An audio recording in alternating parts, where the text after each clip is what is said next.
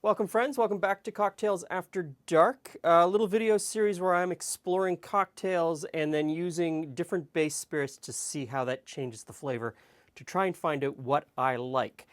Today we're going to do a cocktail from 1937 called the Greenfly, and it is pretty much a gin and chartreuse cocktail, lemon juice and gum syrup. Now, it calls for Boothby's London Dry Gin. And that is not a brand that I can get where I live. So the obvious choice would be to use one of these London Dry gins. But I already know that I don't like Beefeater. I've tried it in a few cocktails and the flavor never seems quite right to me. The other obvious choice would be Gordon's London Dry Gin. Not a big favorite of mine either. In fact, there's a little bit left in this bottle. This bottle's been hanging around for a long time. It was distilled in Canada by UDV Canada. So I just looked that up. I thought, that's kind of interesting. I thought Gordon's was Diageo. Gordon's is Diageo. UDV produced this for Gordon's for a time in Canada. And they went out of business probably 20 years or more ago when Diageo bought the whole thing up. So that's been hanging around a while. I don't think I want to use it. I'm going to use Angava and the Dillons, which I know both go well with the Chartreuse. So let's get right into the cocktail. We're going to start out with, this is a shaken cocktail, so we're going to start out with a little bit of gum syrup. And I'm going to put a bar spoon worth of gum syrup in the bottom of my shaker glass. Then we need to put in the gin. So we need 1 1/3 ounces of gin. And of course the recipe is below the video. 1/3 ounce of chartreuse and 1/3 ounce of lemon juice. I'm just going to stir to get the gum syrup off the bottom of that spoon.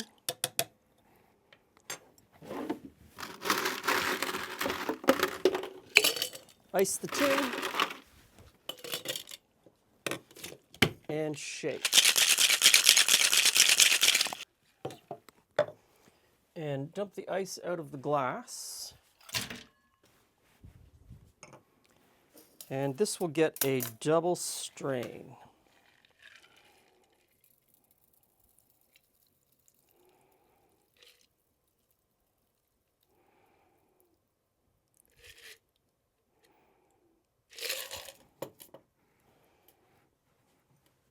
And we'll make the second one same as the first. Okay, right back at it. So, bar spoon of gum syrup. Gum syrup is really nice because it coats the inside of your mouth. It brings sweetness, but it coats the inside of your mouth. And that coating helps to release flavor slowly. So you kind of experience the cocktail long after you've swallowed. The flavors just sort of develop and fill your mouth in a way that you just don't get with simple syrup. And that's something that I really like. So at this point, when I see cocktails that just call for simple syrup, I will sometimes put in gum syrup instead, just because I like the flavor that it brings or the flavor experience that it brings. It's kind of hard to describe until you've tasted it. So, ice in the tin, and we give it a shake.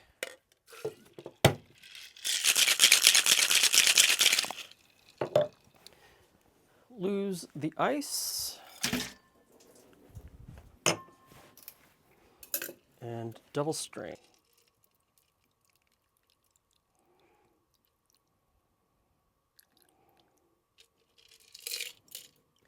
And straight off the top, you know which is which, just based on color.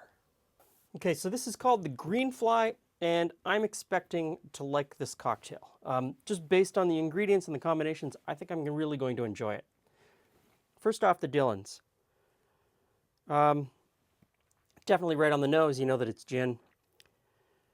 The chartreuse is coming through, but it's sort of really soft in the background, and I'm not getting any lemon on the nose at all.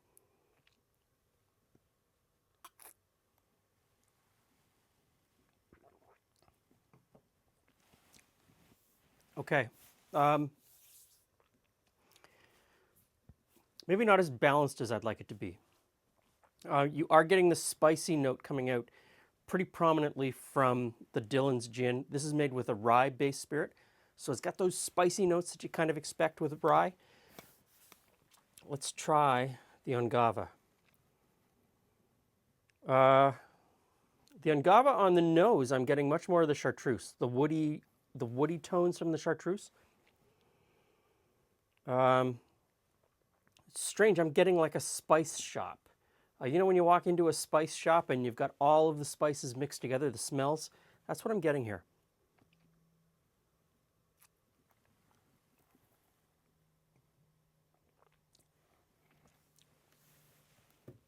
Yeah. Yeah. The one with the Ungava is a much more balanced cocktail to me. The one with the Dillon's has some harsh notes. It just doesn't come together. The parts aren't working well together, which is surprising because in the past I've really liked the Dillon's in other cocktails.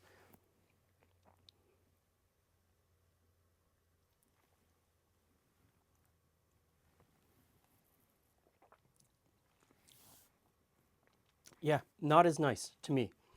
The Ungava definitely wins this one. And I'm kind of surprised. I know that a lot of people are going to look at this and say that's not what gin is supposed to look like, but it has this other range of botanicals that you don't normally find in gins that really seems to lend itself well to a lot of mixed cocktails. I find it very interesting. It's not something that if I saw this in the liquor store, I probably wouldn't take a chance on it. But I got a chance to taste it at an event one time, and I just came back to it. Yeah.